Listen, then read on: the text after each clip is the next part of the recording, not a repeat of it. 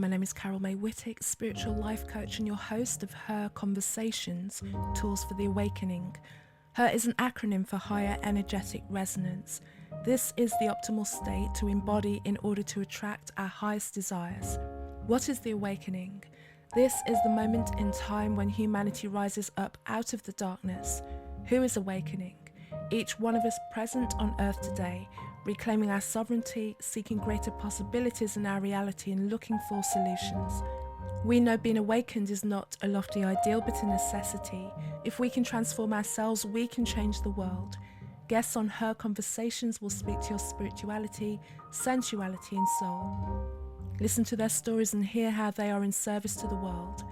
Let their words and these conversations embolden and inspire you. My guest on this week's episode is Tynitria Portis, a spiritual leader and confidence coach for Black men and women who have the ambition to create their own opportunities and the passion to experience greater fulfillment in their life.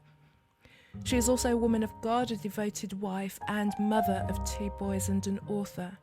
She specialises in helping her clients get out of the survival mentality and into a mindset of prosperity. During our conversation, we talk about the healing that needs to take place in order for us not to be affected by and transcend society's messaging of division. So as always, I begin by asking my guests, Her is an acronym for Higher Energetic Resonance. When do you feel that higher energetic resonance? I mostly feel it when I connect with God. So anytime that I'm having a conversation with Him, or when I'm in prayer, or when I'm reading the Bible, or even in conversation with others, even if, they don't identify with God the same way I do, just having conversation, like connection. Connection is probably one of the biggest areas that I feel it. Perfect. Love that. So before we get into the meat and bones of the conversation, Tynitria, I just want to give you the opportunity to share a little about your life and how that has brought you into doing the work and the message that you've got for the world today.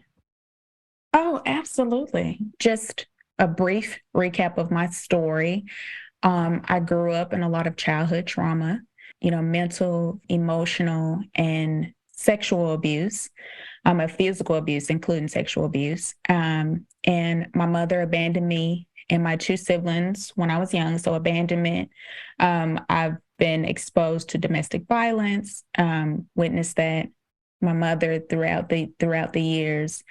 I had to grow up fast. So my teenage years were spent helping my mother take care of my siblings. At that time, I had 3 siblings. I don't have much relationship with my family, so except for my immediate family, which is my mother, my 2 sisters, and my brother, and just working to overcome that. So once I got out on my own, working a job and create my own living, and it was definitely once I started to have my own children, I started to realize that I needed to get help. And I did realize that at an early age. I was a teenager, but just didn't know how to come into getting the help that I needed to deal with my pain. Had a lot of shame.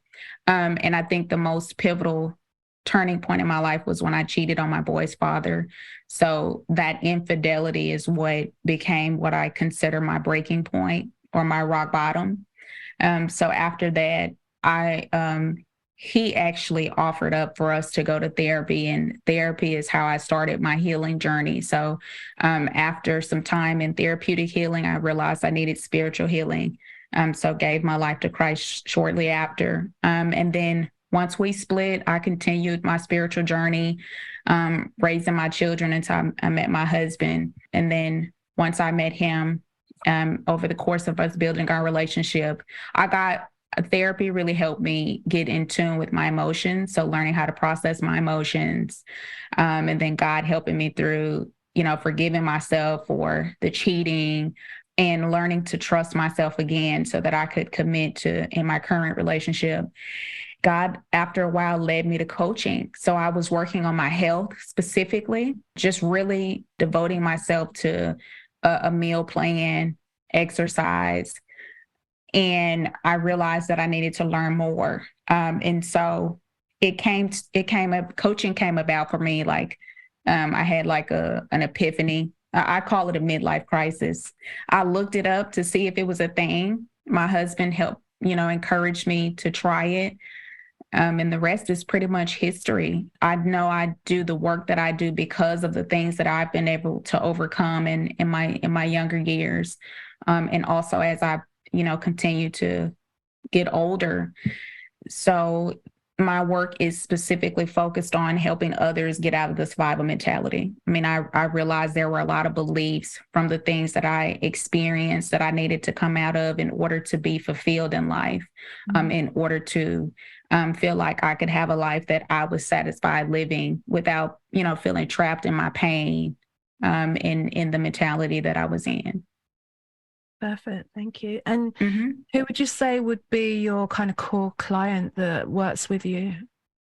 I would say Black men and women. So specifically my community, because that's definitely what I identify with. And because I have such a depth, I experienced such a depth of that worthlessness. It is something that I had to come through while I was still healing.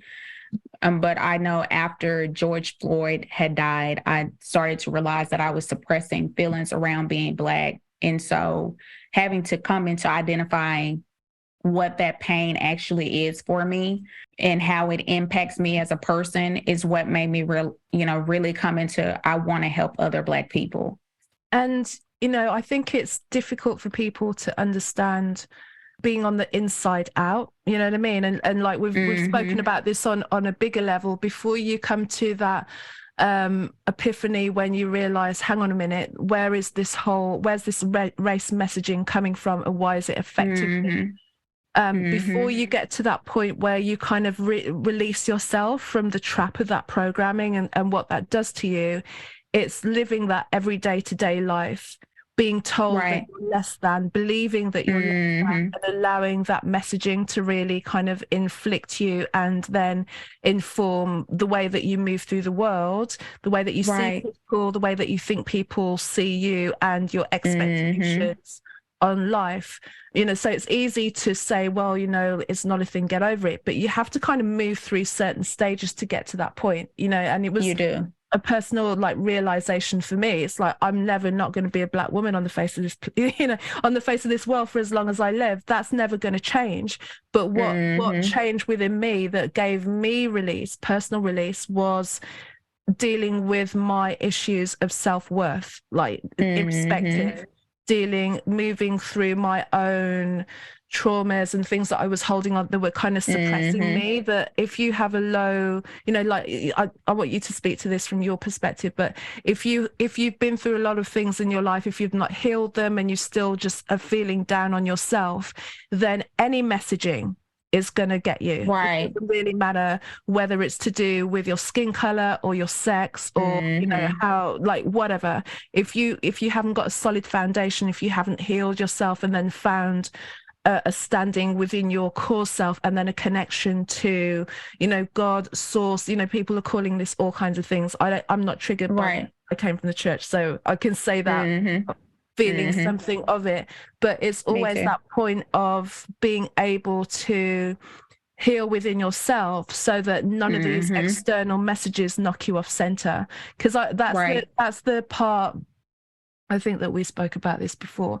That is the part that when I'm looking at things, and especially the real heavy realization of it came to me after the George Floyd incident, right? When I'm like, we can't keep doing this.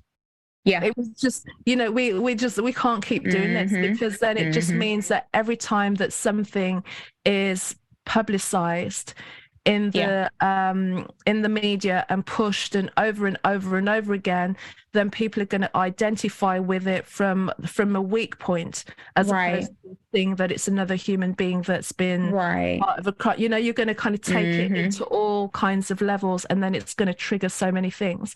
And that's that's what I was seeing in terms of Black people's reaction to that. It was like, here we go, we're under attack again. This keeps happening to us. And then the pain, that heal pain. I mean, how did it affect your clients in the way that you were seeing things around about that time, and what were you able to speak to people during that course of time, and any time as well, Right. that happens in the media?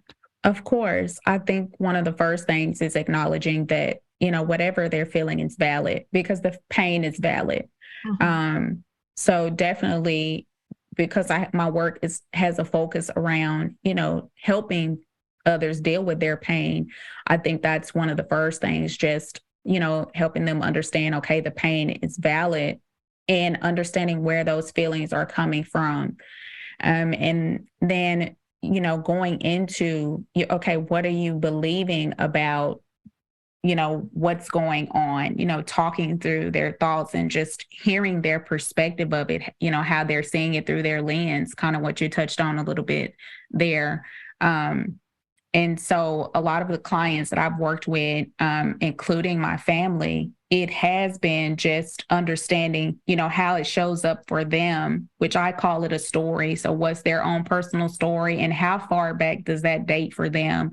And, diving into that, understanding where the pain started for them, and then, helping them progress forward in that way, just understanding what that story is.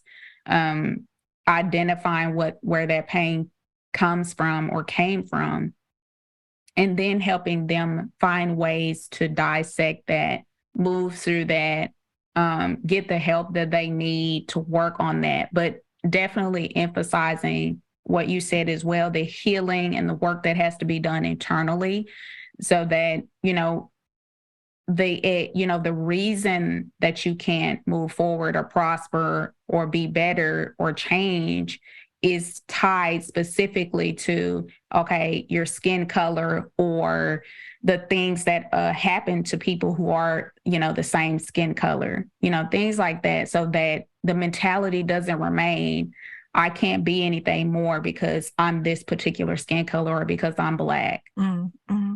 And did you notice, or do you notice, that the pain or the things that people are trying to process are similar events? Like they like, individuals, but seem to be coming to you with the same thing happen with it, either within their family or anything, that they're going through the same thing? Yeah, absolutely. Absolutely. I think that, and I can identify with this personally, that a lot of that comes from, how it showed up in your family dynamics. Like when you were younger, if there wasn't a deep-seated sense of trauma like what I experienced, but all, just talking with individuals, understanding, maybe the absence of their family, or aspects that were absent from their family, that does, bring us into that mentality of, I have to find a way to survive, or I have to find a way to make it. Mm-hmm. So I most definitely think that what I was seeing as a similarity was that what occurred in childhood, where it started.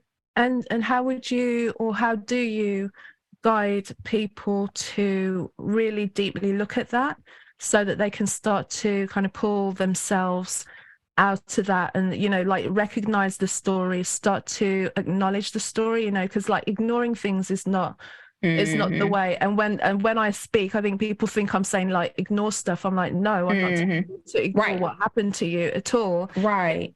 But in order to move forward, then you like acknowledge it, and you kind of like put it in a space where you allow it to be what it is. And if there's any kind of recurring, flare up or pain or memory that comes again, allow that to come. But we're not going to sit in it, and we're not going to allow ourselves to kind of carry the pain along, because then you're always ripe for being triggered and pulled back into that pain event, kind of get a different side of seeing it. So it's not pretending it didn't happen. It's not pushing it to the side. It's not kind of letting anyone off the hook.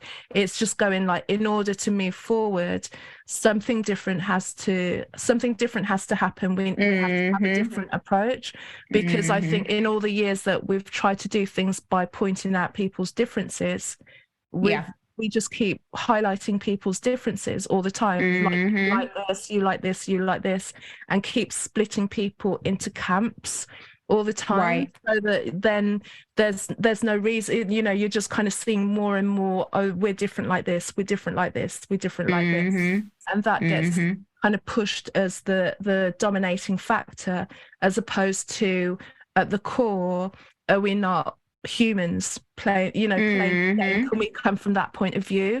And then when you see the commonalities in people, then you find a solidarity in that, even though your external appearance is different, and then your Right. cultural experience is Mm-hmm. different, but you've still got Mm-hmm. that core commonality that is deeper than all of those things. What have been your thoughts, and what has helped you transcend through into your own place of empowerment on that?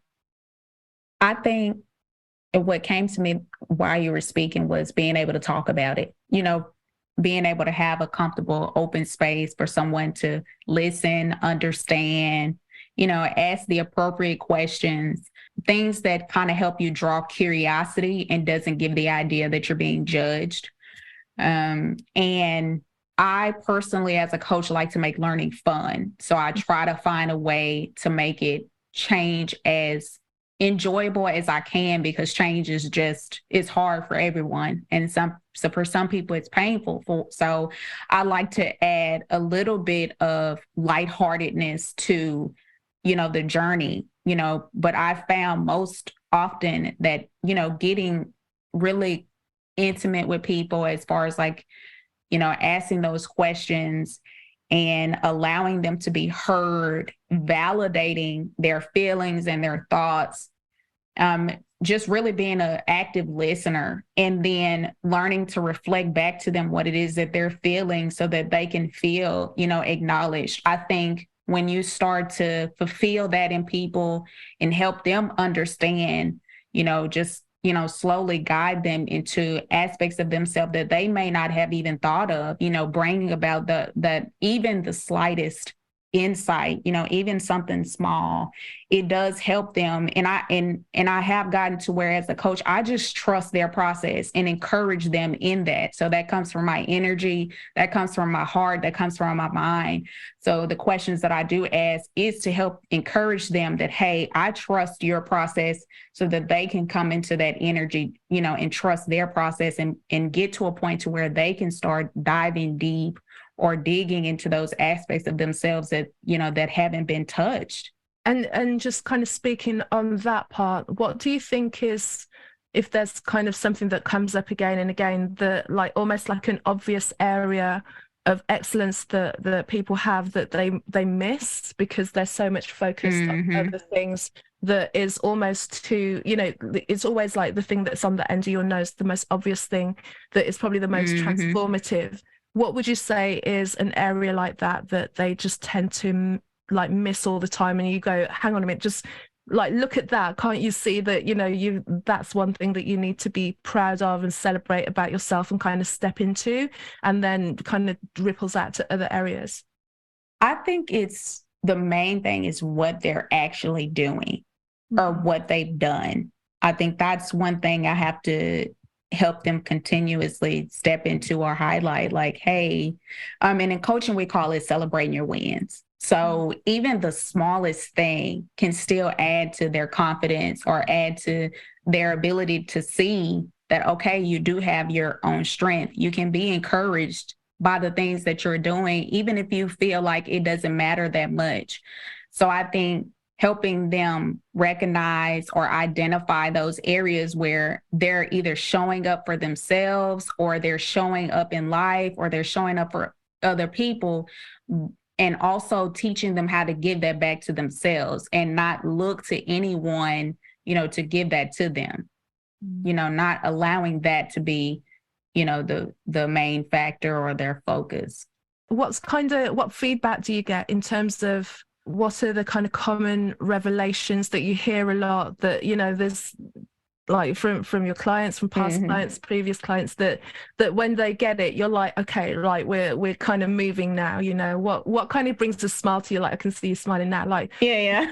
when they have a breakthrough and you're like, like there's like been a crack in your head, that there's a real opening and a possibility for like some amazing things to happen. Yeah, it's definitely when they say, I never thought about that before. I wouldn't have thought of that. I wouldn't have thought that that mattered. I think the word matter does a lot for me when someone says that, because now we're starting to add things that they're speaking from their own vocabulary, from their own mind, that they can start to identify with according to who they are. So I think that's one of the biggest things when they say, oh, I never thought about that, or I didn't think of it like that, when they start to come and, step into that realization that it's something that they either believed about themselves or they may have said about themselves, but it was in their subconscious. So bringing it to their consciousness, I think that gives me the most joy. And then, I always get people who it surprises me every time, even if I don't work with them directly, but they may come to me. I may see them in person or, somewhere, and they'll just be like, sometimes I go in and, participate or see the things that you're doing, and you never know, especially online, you never know. And they just tell me, keep doing what you're doing. Like they just encourage me. So it's almost as if they're saying what I'm doing is helpful to them, but they're encouraging me in that. So it's really nice. So what would you say would be like surprising about your own journey, like your own transformation, like when you give yourself a moment to be like, hang on a minute, and allow yourself to kind of pop your collar and like really look at your own achievements? What, if you were looking back, would you say are the things that have been surprising to you about where you are now and what you're creating, or anything? It could be big or small or trivial. What things are in your life that you're like, you never knew could be possible?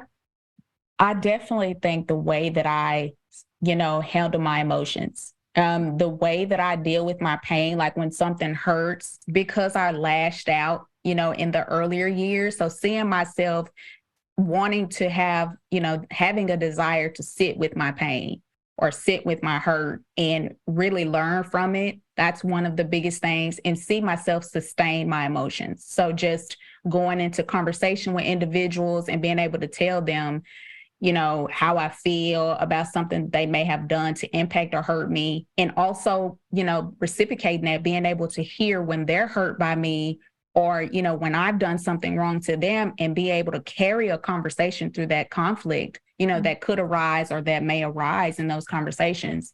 And my emotions is probably, I say definitely the biggest thing, because that was the part of me that lashed out, and I feel like it's been the part of me that's been the glue. And being able to be vulnerable. I think there's so much comfortability in me being vulnerable and transparent.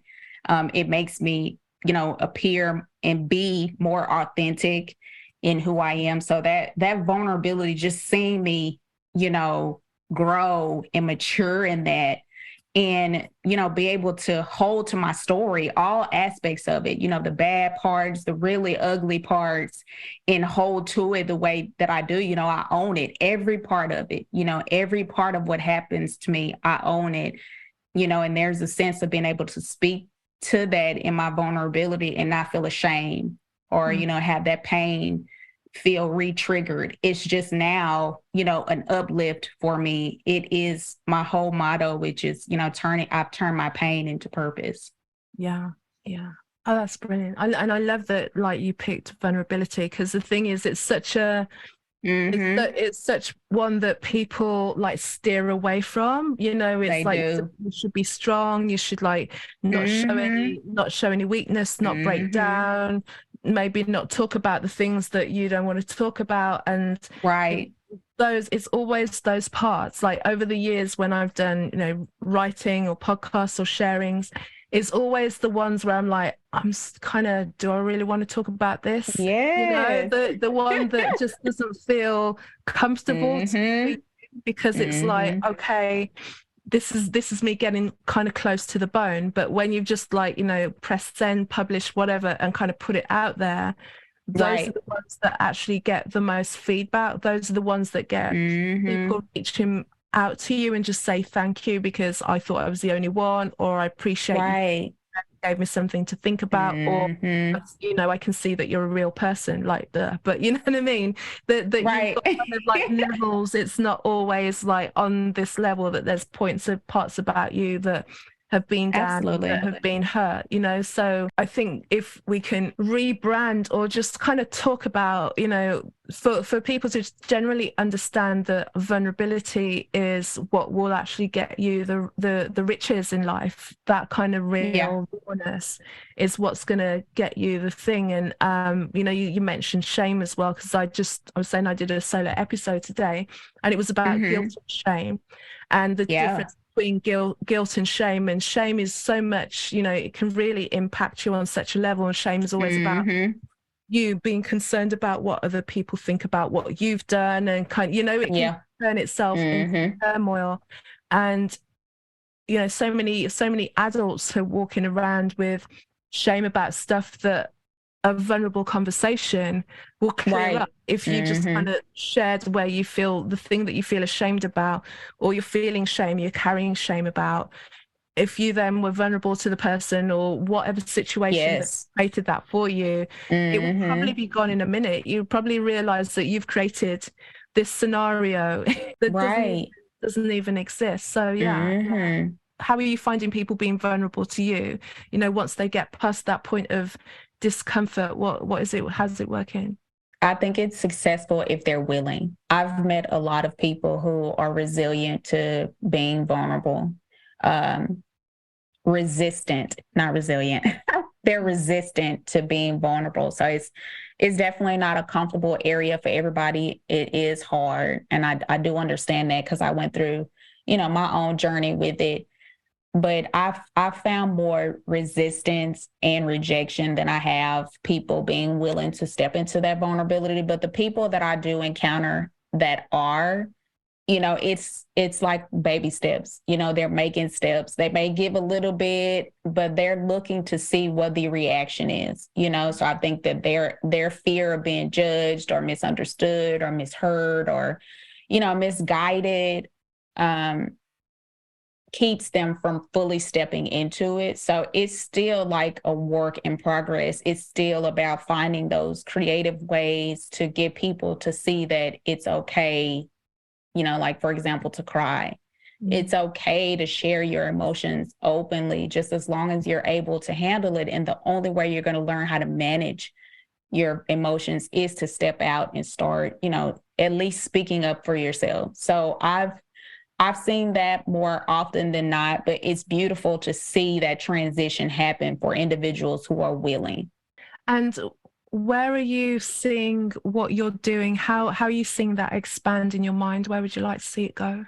Oh my God, I would love for it to spread all around the world if I Yeah, but being realistic, just in my close knit relationships, and I do see it. The people that you know I encounter, you know, with my mother, would love to see it more with my siblings. We haven't gotten there yet, but I can see the progression happening. I see it a great deal with my husband, with individuals, you know, that I'm friends with at work or you know outside of work.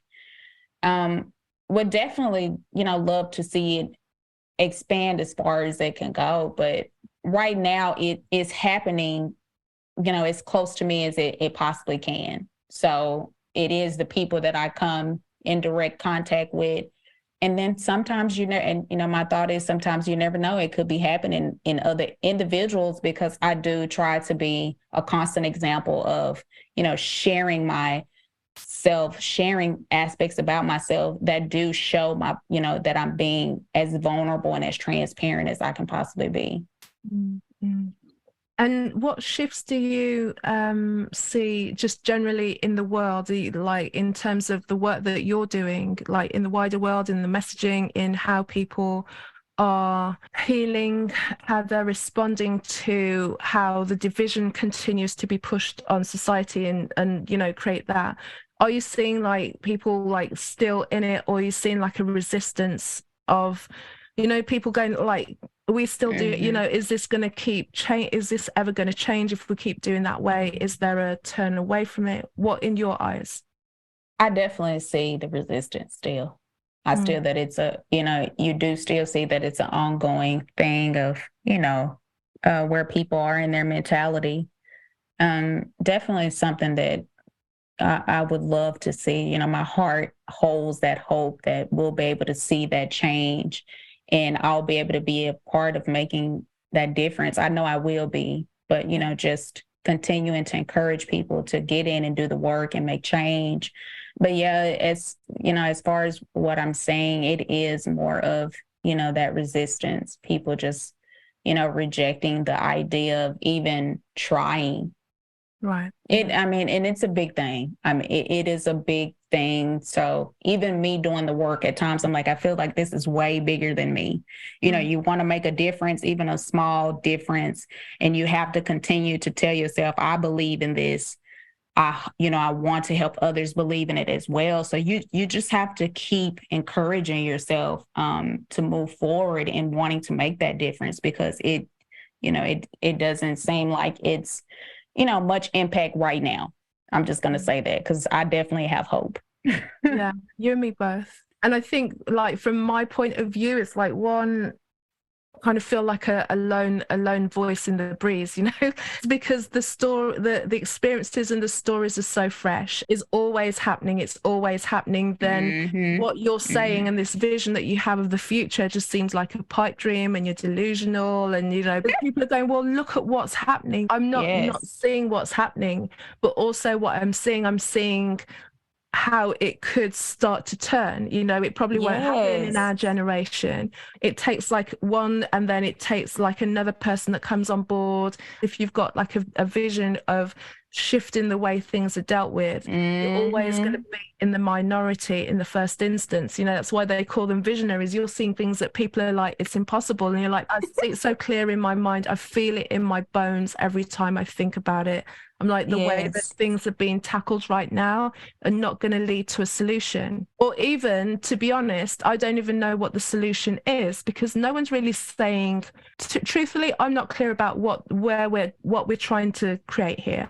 What is it that we're trying to create? I know you kind of use all the buzzwords that sound really good, but you're just using words to describe another way of separating people. You're using words that sound like unity, but they're not unifying words, or the actions behind the words are not unifying actions. So that's why, when I'm looking, I'm going, like, the words sound good, but the methods and the actions behind the words don't match to kind of meet the end that you say that the word would sound like, and the end goal and what you're trying to create. I'm like, I don't know, what are people trying to create? All you're doing is talking about you over there, you're in pain, things were bad for you, and it's always going to be bad, and these people against you, and like, we live in this terrible society, and it's always bad for you, and it's worse for you, and you got to watch out.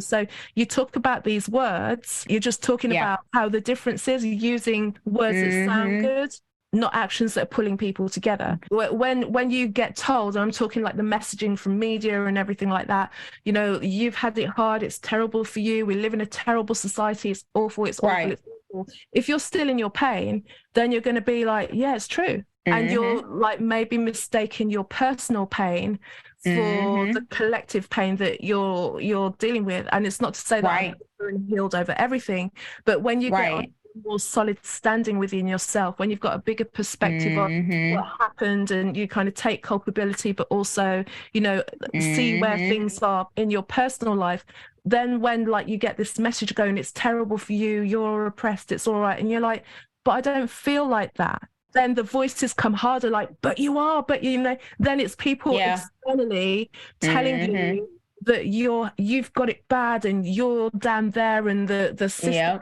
terrible. The system ain't great. Like, let's not mess about with it. But we don't allow the system to keep telling you how bad things are for you. If you think, I kind of step away from the narrative and try and create something new, and that little bit's making me feel better, then why am I listening to someone who keeps telling me that I don't feel good when I'm feeling better?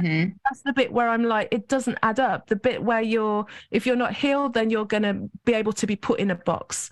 You'll be susceptible. Come out of it and just go, actually, I'm starting to see things in a different way. And as long as I stand in this place, I'm seeing that what you're telling me I am, I don't relate to it. And I have these conversations frequently when I get told, but look at how things are for, look at what they're doing and look how things are for us. I'm like, but if I don't feel bad, then why am I going to align with that? If you feel bad, it's because they've found a chink in your pain that they can keep niggling, right? The system in itself created the division and allowed then other people, like everyone bought the division. It's the system that's created the division. People have acted the way that they've acted because they bought into the story. And the pain is real because everyone was acting on the division. If you come out of the story, if you empower yourself, if you start to heal the people that are wounded and you feel better about yourself, if you feel good, why is someone going to be able to have the power to tell you that you don't?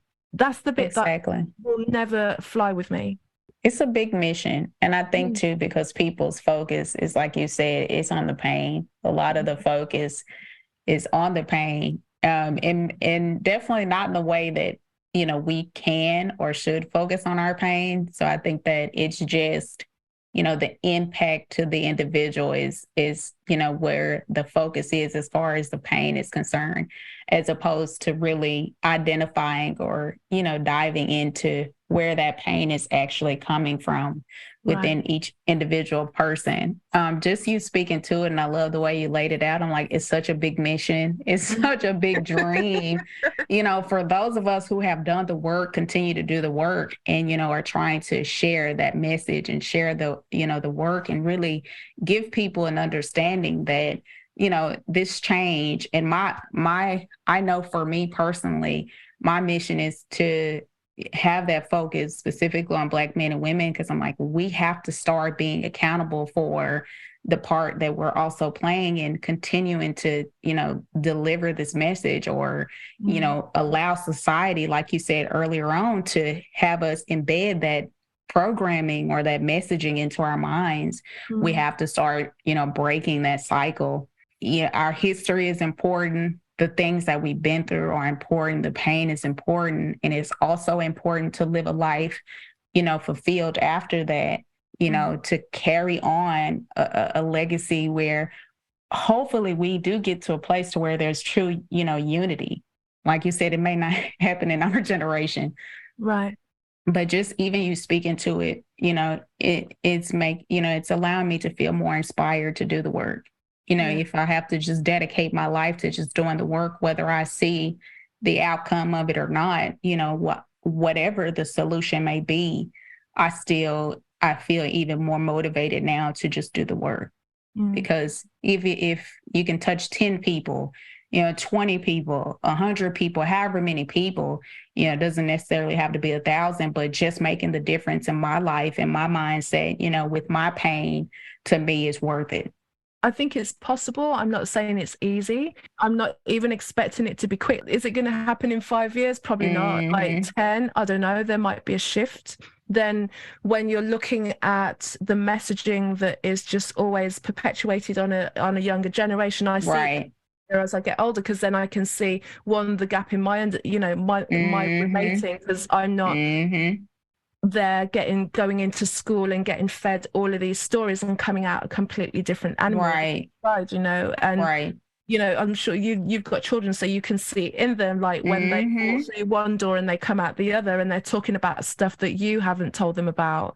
That it's concerning to make sure that what is being fed to them about what reality is and what the world is like is just one version of events, and it may not even be true. The idea of division on a whole is a lie, but the messaging has made it very, very real, because people act that way. Sometimes, because when you say things are so big, like the mission is so big, you're like, why me? Like, I don't even know how I'm going to start, because I'm going to meet, and I do meet resistance on all sides, because it's a difficult one.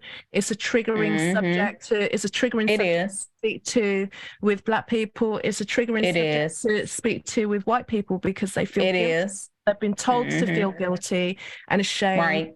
And a lot of time they're scared to say certain words or bring stuff up, and it's like, be like a median point and a voice of like, what if we tried it this way? What if we stopped kind of slicing the pie? And that's always the way that I look for commonalities. Like when I traveled, when I go to completely different lands where the language was different, the spoken language was different, the written language was different. Okay, what is familiar? And when you're in a strange land, you've got to look for something familiar. Otherwise, you're going to freak out completely. And then after a while, if you get into the mindset of looking for commonalities, you find them and then you feel at home, even though, you know, the people externally look different, find the commonality. And that's what makes you home. And then you can work from there. And yeah, you see differences. You see the way that people are, you see, you know, the food they eat, the cultural differences, but also there's always similar people in every culture. There's always going to be a certain kind of auntie. There's always going to be a certain kind of grandma. There's always going to be a character that represents in the same way all over the world, all over the world. And I've been to lots of places and I see the same people in different skins. Oh, absolutely. Yeah. Absolutely. I can say I've experienced that a lot, even within the dynamics in my group. Even though my focus is specifically Black people, like I have other ethnicities and, you know, other race in my group, but I've made a lot of those connections, like you said, based on the commonalities, just speaking to how you were saying it. And you find, you just, it amazes me still, you know, that it is hard to say and sometimes saddening to know that, you know, color is still such a big issue for, you know, the world, just, you know, for all of us, and we're all impacted by it. It gives me great relief hearing that sense of knowing that you have traveled the world and seen many, you know, different people, encountered different people, and connected to different people, you know, and been able to come into that similarity or that commonality. And connection's a big thing for me. I think when you said, why me? I'm like, I know why me, because I have it in my heart to connect, you know, to connect people, you know, by any means necessary, you know, of course, by doing the healthy work, but just a means of being able to connect with others and, you know, connect others to each other, things like that. So I'm always looking, even in my everyday life, I'm always looking for commonalities or similarities. It could be the smallest thing. Oh, we love the same color, you know, just, you know, making that connection, you know, with people. Just, it is, you know, most often the smallest things. But I just love to see that connection, that sense of unity. You definitely made me realize that more as you were speaking too. I'm like, it is a heart passionate journey to be able to bring people together. But then, you know, even in the why me, it's like, but there's part of me going, this is so possible. Already I've had lots of pushback. You know, I've had people that kind of in my world wanted to speak to me all the time and just don't want to kind of connect with me at all. And I know why. The way that they wanted to go with things just didn't sit right in my spirit. We can't keep doing this. We can't keep doing this. And I think maybe there's a fear of like a loss of identity. Maybe that's what the thing is, thinking like, well, if we all become one and we unify and everything, we'll all become like that. We won't have our identity. You'll still have your cultural identity. You do. All of the things that you represent. And that's when people will love you more, because they see, you know, for everything that looks externally different, at the core, right at the core of it, you recognize the spirit. And when you get connected to people on a spirit level, it's stronger. And it goes out from there. And then you want people to be different, you know? You don't lose your identity in coming together. It doesn't happen. Yeah, and I can speak to that loss of identity in two ways, actually. Before I cheated, I had that sense of feeling like I was at a loss of my identity. I think, for one, not knowing what it was, because I was buried underneath my shame and pain and just the things that I experienced. And so I think after the cheating, it was like that broke what I was identifying as who I was. And it made me start to open up and, you know, talk about what I was really thinking, what I was really feeling, so that I could start making that healing journey into really identifying who I am, because it definitely comes from the work. And then also the other aspect for me, what was coming to mind when you were speaking of it, is is that actually doing the work, doing the work that it takes to, understand what your identity is, in order to really know who you are. You have to, at some point, choose to look at who you are, like who you are, you are being. And it is something I feel like that's the reason why individuals have a hard time letting go of certain beliefs or certain things that they feel, because it's detrimental. It feels like you're shattering their whole world. And it is a hard choice to make if you come through it that way. Like if something triggers them and, they see that, okay, maybe my thinking process or my feelings are not right or valid, and having to give up something that's been with them for a big chunk of their lives, it just feels detrimental. It feels like they're losing, like you said, everything, their full, who they are, their full identity. The way that I worked on healing that and just wanting to and just letting go of the pain part, because a lot of the time the things that you're like, well, this is the way that I and we and that you do that, you think that you're going to lose that by encompassing, or you don't. You hold on to that more. You hold on to that more. But it's just the part of those things that are toxic, that are not helping you. The part of those places that are keeping you in a box and keeping you limited in your idea of possibilities, your idea of views, or the idea of who other people are or how they see you. Yet there's always going to be people that are deep in the program, people that see you and judge you because they just look on the external and they listen to what they've been told about you and people who look like you. Those are not your people. Do you really want to connect with someone that's that shallow and ignorant? Why do you want to be affected by their points of view? Why you want to be hurt by somebody who's not clued up in their own mind, who's not spiritually grounded, who's not healed? You don't allow these people to come and trouble you. You want to connect with people who are strong and can see it for what it is. Yeah, I think that's the importance of, and it definitely was something that was coming to me throughout our talk, is that's the importance of boundaries. Understanding your boundaries, knowing your boundaries. That's a part of the work that I do as well, because it's incorporated with, if you're going to be vulnerable, if you're going to hold yourself accountable, there has to be a sense of boundary so that you can know the difference. Like you said, so when you're picking those individuals, being able to see who your people are or those people are that will influence you and or impact you in the decisions that you make in life. So I think that boundaries is definitely a huge part of that, knowing what they are, and understanding how to implement those and being able to sustain them. Before we sign off, have you got any last words? Just tell me about where things are going for you, and just kind of share what is happening in your world and how people can connect with you. From a personal level, what's going on for me is, continuing to do the work myself.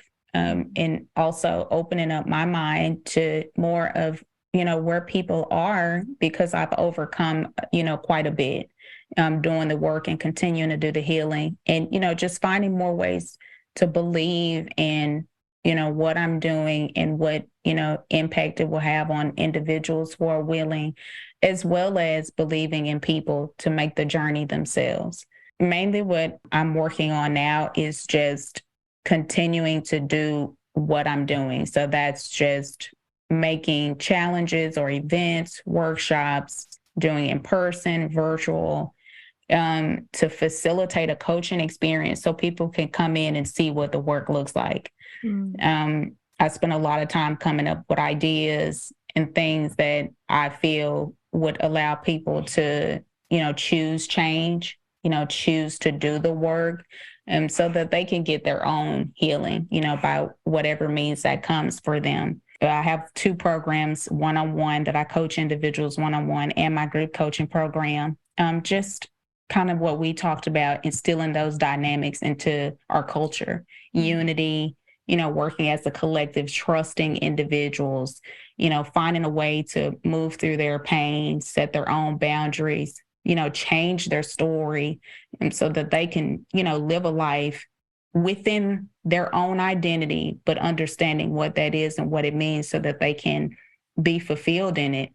I wrote a book. Well, I was a contributing author in a book. It's called Your Life is Worth It. I love it because it's a diverse collective of women. I'm one of 11 authors. A lot of them talk about health. They also share things that, they went through. They talk about life as well. Some hard things, and that vulnerability is also present there. My chapter is titled "Your Story is Worth It." So giving people a very brief opening to my story, just highlighting the things that helped me come into my worth, because the whole book is focused around your worth, knowing your worth, no matter what you're going through in life, no matter the experiences that you have. And all of those things are, of course, are available on my website. I know we'll be able to share that information with the audience if they want to connect with me. I host a lot of the events and challenges that I'm doing inside of my group on Facebook. It's called Strong, Black, and Spiritually Confident. I do my best to stay with the process, whatever healing and work that I'm sharing with others, I'm doing myself. I definitely feel like accountability is a big thing. It's huge, especially if we're going to make a difference as a whole. If there's going to be change, we have to be fully responsible and accountable to the things that we do, say, and give out. So good. Mm-hmm. So where can people find you? So my website is www.insightfulbeginningwithcoacht.com, and you can follow me on Instagram at insightcoacht. I'm also, of course, on Facebook, and I gave the name of my group, and it's Insight Coach T. If you follow me on Facebook, I pretty much stick with Insight Coach T. Because I love the little things, so I'm like Insight Coach T. Yeah, if you want to book a call or get information on my one-on-one and group coaching program, I also have a place where you can see all the events that I host. All of those are available on my website. You can also purchase my book on my website as well. Thank you so much. Keep the vision and know that we're just laying the stones for a new way of being, a new way of us all being ourselves, not losing any of our identity, being together in unity without the separation. That's the part that I'm seeing that's not working. We're not working towards unity. We're just highlighting separation. Let's draw in the commonalities and then respect the differences. Looking at it from a different direction, it's got a completely different feeling to it. It feels like love as opposed to just tolerance. And, no one wants to be tolerated. Yes, exactly. I love that. I absolutely love that. Thank you for having me. I feel like this was amazing. Yeah, I enjoyed it. Thank you, Tynitria, for our conversation. Thank you for listening. You can find out more about me on my website, carolmaywhittick.com, carolmaywhittick.com. Sign up for the Embody Higher Energetic Resonance Journey, a free week-long journey to take you 3 steps closer to being the woman of your dreams. Links in the show notes. Also, if you're interested in finding out how you can work one-to-one with me on the spiritual life coaching, again, check the link in the show notes and connect with me that way. On Facebook, I'm Carol May Whittick. On Instagram, Casmic, CAZMICK. Also, feel free to check out Her Inspirations, my solo episodes where each week I delve into a specific topic and explore it on a psychological, spiritual, and healing level. So until next week, have a great one. Take care.